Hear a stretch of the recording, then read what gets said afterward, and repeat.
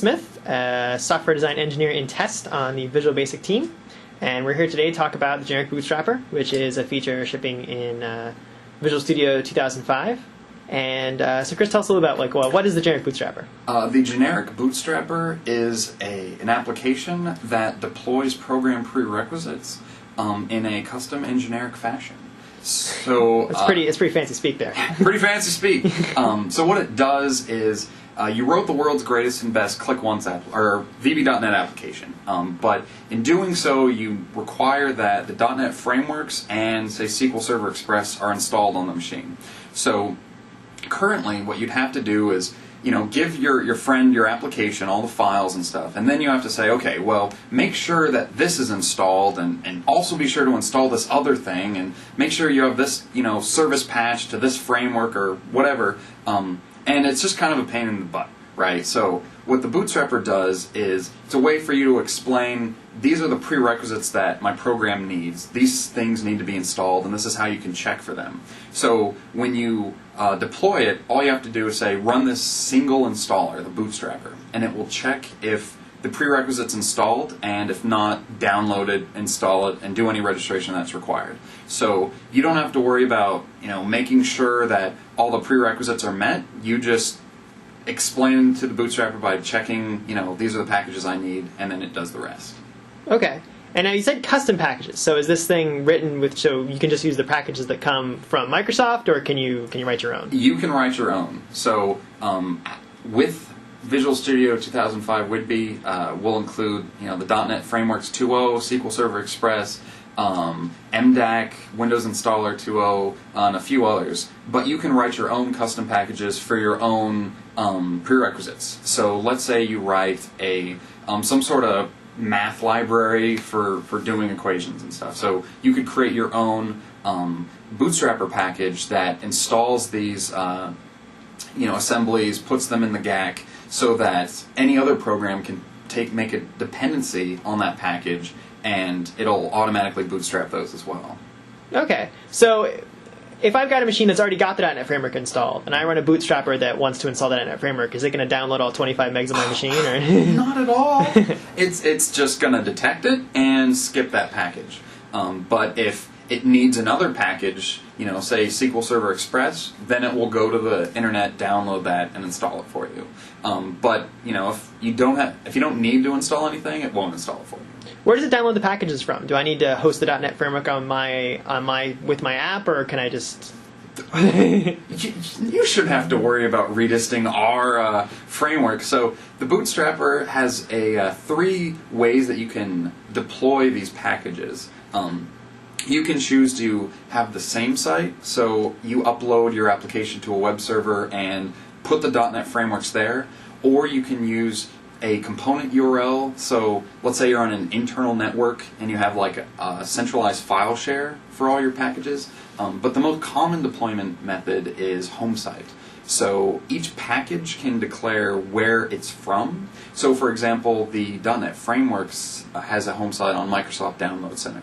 So when you deploy your application, it will, when you run the Bootstrapper, it detects that the .NET Frameworks are required, it will go to Microsoft Download Center, download it, and install it. So all you have to redist are the files for your application, and nothing else. Okay, that's cool. Well, why don't you give us a little demo of how the Bootstrapper plugs into Visual Studio? Alright, so what we have here is the world's greatest VB.NET application. It's kind of hard to believe, but it's right here. For a little awesome click one sec, here we go. Okay, so we're going to click on my project, go over here to the publish page. Don't get in your way there, sorry about that. Oh, not a problem. So it's a pretty awesome page. Who did that? I think you did. So we'll publish it to the some publishing location, and over here you'll see the prerequisites button. And what this is these are the list of program prerequisites. So right now we'll just take a dependency on the .NET Framework 2.0 beta. This is the Beta 2 edition of Visual Studio, which you can download. And so we're going to download from the same location as the application. Click OK, and then we're just going to publish. Get the publish wizard there. And it's an awesome wizard, I might add. Probably written by some great developer, too. Some great developer that's currently filming. Uh-oh. All right. And here we go. So the web page automatically detects if the .NET Framework 2.0 is installed. So the install link goes directly to the .application file. But if we go directly to the publish location, you notice that there's the setup.exe program, and that is the Bootstrapper. So when I run it, it's just going to crash. What the hell? Uh-oh. That's okay. Live demos always have mistakes. Interesting. So, all right. Why is it crashing? Well, here's an example of how to go to the Bootstrapper log and figure out what the hell's going on. BSD temp setup launching. Okay, so from the log, you can see that this is the Bootstrapper's little location in the temp directory. And so for the .NET Framework package, it extracted a file called .NET-check.exe, which is an external check that the Bootstrapper uses to check if the .NET Framework is installed. Where did that extract that from? Where did that file live? Well, it was burned into the Bootstrapper. So something that I think is extremely amazing is that, so we're going to load up a Bootstrapper right here, opening setup.exe in a binary editor in Visual Studio. I didn't know Visual Studio could do this. That's pretty cool. Yeah. So you'll notice that there's all these resource types, and so 43 are all the resource strings where details. That string is embedded inside the Bootstrapper. But you'll notice inside 41 is the setup config file, which if we open up Notepad, is the entire installation script for the Bootstrapper. So when you build the Bootstrapper selecting a certain number of prerequisites, what it does is it reads them and the explanation of which files they contain, how to check if they're installed, where to get them from, how to install them, and it burns that into the Bootstrapper so that it doesn't need any loose files other than what it needs to install. And if it can get those from the web, then it doesn't need anything. So in the case, and part of that, the installation checks and the install time logic are external checks. So you can have a program that checks if your custom package is installed. So for example, the .NET check checks if the .NET Framework is installed. So what that particular part is burned into the Bootstrapper as well. Let's see. So let's open that.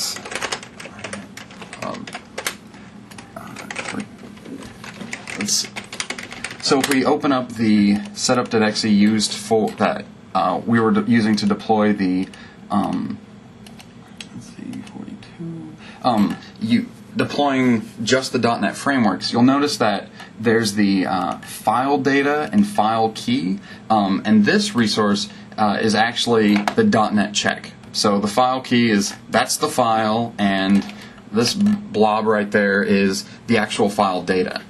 Also embedded in the Bootstrapper are the EULAs, the end user license agreements, so that in order to deploy your application, you just need the Bootstrapper. And it tries its hardest to make sure there are no loose files and extra dependencies. So for the common case, where you just need the .NET frameworks and other Microsoft-only components, all you need is your application and setup.exe. And setup.exe, the Bootstrapper, will then take care of everything else. No need for worrying about redists and where they are. It's just your one-stop shopping location for program prerequisite installation. Okay, so you got this config file that is burned into your exe in the resource stream that tells it how to run or how to install the prerequisites. Does it also, when the Bootstrapper runs, does it launch your program at the end? It does. Okay. We refer to that as the caboose. And the caboose can be anything. So for a click once application, it's the application manifest, and it just launches that, and the click once runtime, does its thing. But for setup projects, it can, bootstrap that as well. So if we create a new setup project, which is amazing, I might add, go to the properties, settings. It's the same Bootstrapper prerequisites dialog. Okay, so this is supported in setup projects and for click once deployment. Yes. So I'll install a custom package called install delayer, which all it does is delay 5 seconds. So. And this is a custom package that you wrote for testing purposes. That I wrote this afternoon. So we'll go to the output directory. Oops.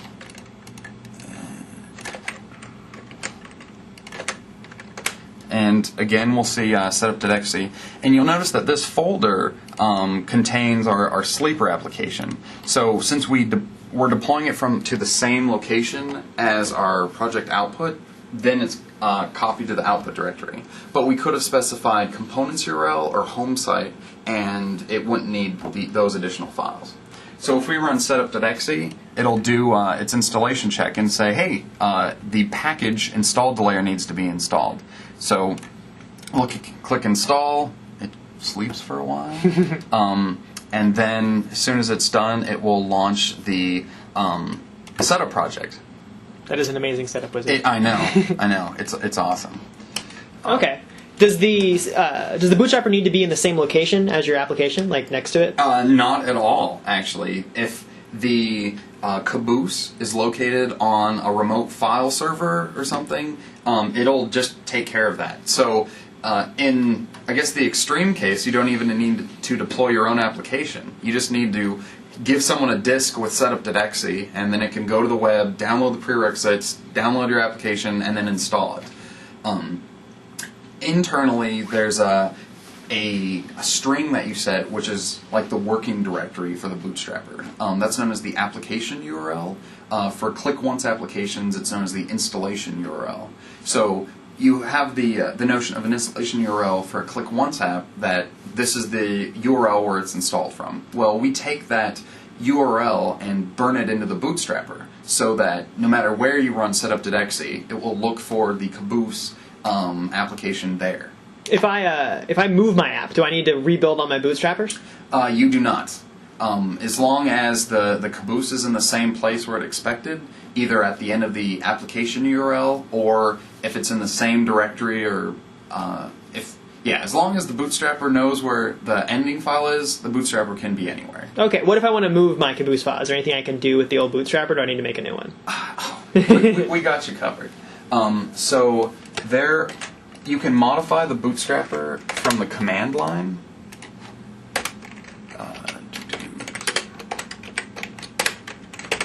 So if you run the Bootstrapper from the command line using the parameter URL, it'll show you the URL and the components URL. URL is the application URL, or it's the where it's going to launch the caboose from. Yes. The components URL, on the other hand, is if you want to deploy packages in a different location than where the Bootstrapper is. So if you have the Bootstrapper on location A and all the package files on location B, you set that via the components URL. So if we set the installation URL equal to website foo/bar, and then we run setup, it will still install the layer, but it'll look for the sleeper program, and it actually won't be able to find it, since it's expecting the base URL to be on a website foo/bar, and say, yeah, sorry, I looked for it, I tried, just wasn't working out. So if I actually made a website foo and placed it up there, clicked retry, then it would just work. Okay, so you can put any pieces that you need to actually bootstrap anywhere you want. All you got to get in the hands of your customer is set up that exe and have a connection to what you want to install. That is the plan. Okay, so you've talked about how you can kind of burn this config file into there. How does that? Where do we get that data? What do these packages look like when you're trying to build one? I don't know if you've heard of this. It's called XML. So to create your own custom packages, you just go to the Bootstrapper packages or packages directory. So it's program files, Visual Studio, SDK 2.0, Bootstrapper packages. And here you'll see all the packages that install with Visual Studio. Well, not all of these come with Visual Studio. The .NET frameworks, this is the package for the 1.1 .NET frameworks, the Visual C++, Redis, etc. So our install delayer application, it's very simple.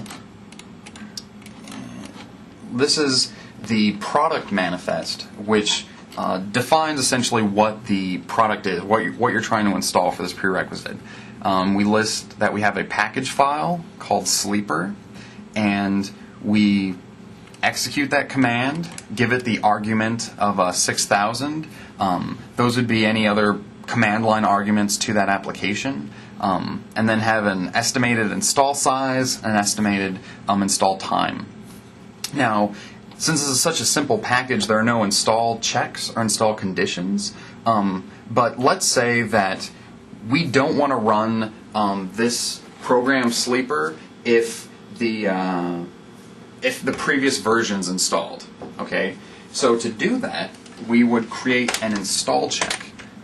There are 6 types of... How'd you get the IntelliSense for this? Is that come with Visual Studio? I just put a little less than, and it just worked. Okay, so we ship the schemas for these files too. Oh, we do. In fact, I don't even know where the schema is. The Visual Studio 2005 XML editor just loaded it. It just figured out what it was and did its thing. It's magic, frankly. Raw magic. So there's an assembly check if you want to check the GAC for something, an external check if you have a separate program, and a few others. We'll go with the registry check. And this just reads a registry value, and then you can compare it later. So we'll set this to the property foo. We're going to read the key from local machine software / demo, and then the value we're looking for is it RE installed. So we will bypass if, meaning that we will bypass this package's installation if property foo compare value equal to value true, let's say. So the install conditions have 2 options. You can bypass a package, or you can fail a package installation. So the bypass if is fairly easy to explain. If it's already installed, you just don't need it.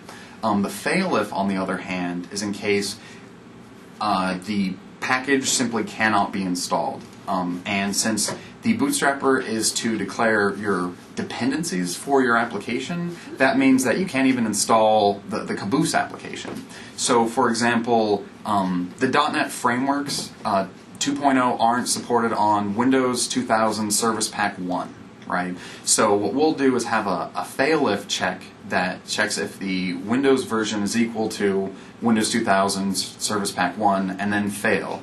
And you can provide a string that has an appropriate error message saying, it's not supported on this particular service pack. And that'll just fail the Bootstrapper altogether, and we won't even start the Caboose. It won't start the Caboose. And we do all that logic before we download and install program prerequisites. So if you have 10 program prerequisites and all can install except for one, we'll let you know right up front. Before we start downloading files and whatnot. Okay, so I won't download 3 gigs from the internet just to find out that I'm screwed. Just because we know how much you don't want to download 3 gigs from the internet. Okay.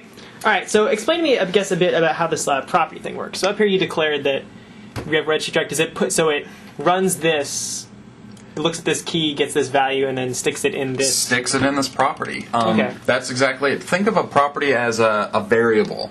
And using these installation checks, you can set as many variables as you want. And some are even already defined for you. Version NT, which is the current Windows version, processor architecture, and admin user. So you can, if the package can only be installed as an admin, just say fail if admin user equals false. But in this case, we're creating our own property foo, and then down here we're doing some logic to compare it if it's an expected value. So the comparison can be a number of things. So it's not equal to, less than or equal to, greater than. Additional set of comparison operators are for versions. For example, we read a version from the registry, or we used an installation check that returns a version number. So, if you use an assembly check, we return the file version of the assembly manifest or assembly in the GAC. So, and then you'll use version checks to do any bypass if or fail ifs for that package. Okay, so I need version 3.4 of Awesome Cool, and so if they've only got 3.2 or only 3.6, then you can either fail installation, or if you've defined a way for that package to upgrade, then you can install whatever upgrade program package files. Okay, so I can define my package to say I need version 3.4 of Awesome Cool controls. And if you don't have it, here's how to install it. But if I've got version 3.6, that's fine, and I can use future versions. Then you skip it, and you're good to go. Awesome. So what we'll do is say we'll bypass if the value of that property is equal to true, and then we end the element, save the XML file, and then we'll rebuild the setup project, and it will again burn in the XML configuration stream into the Bootstrapper. What's this warning it gave me here? Windows installers not included in any selected prerequisite. So since we're bootstrapping a setup project, you need Windows Installer 2.0 installed on the system. Windows Installer is what installs setup projects or MSIs. So that warning says, hey, you're building the setup project, but it's not going to work unless you have Windows Installer 2.0. So why don't, so it's a gentle encouragement to include the Windows Installer 2.0 package, which we'll do right now. The Windows Installer is just another Bootstrapper package that installs Windows Installer. We won't, since it's already installed on the system, we won't need to worry about it since it will just bypass and not be installed. So we'll go to the output directory again and run setup.exe. And again it will say, I need to install installed delayer, which, alright, by design. So let's set that registry key. Under HKLM software,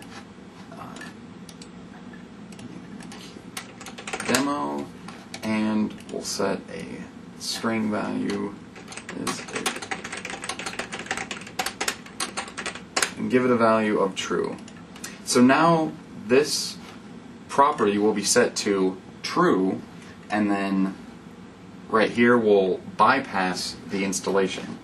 So we don't need to rerun the Bootstrapper, it will just rerun setup again and run through that bypass if. So notice that there wasn't an installation dialog, no prompt, it just detected that installed delayer was already installed and then bypassed it. Okay, so if I figure out that I'm going to skip all my packages, I just jump right to the caboose. Just jump right to the caboose, that's right. The Bootstrapper is, well, it's just the magical little elf who takes care of things for you. Cool.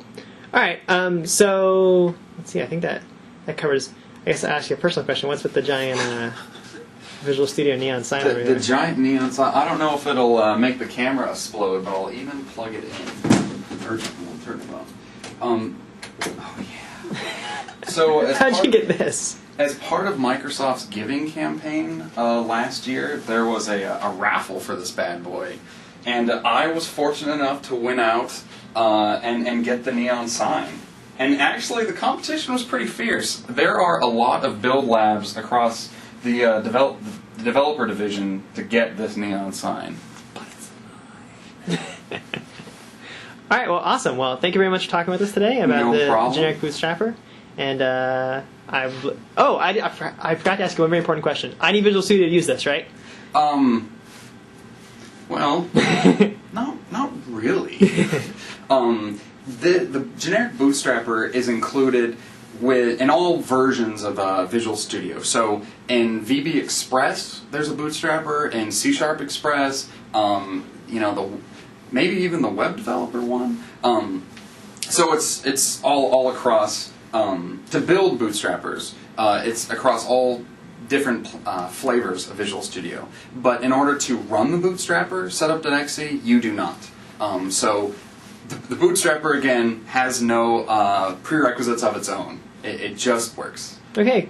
Well, awesome. Well, thanks for taking some time to talk to us today, and look forward to seeing this on Channel 9. Bye.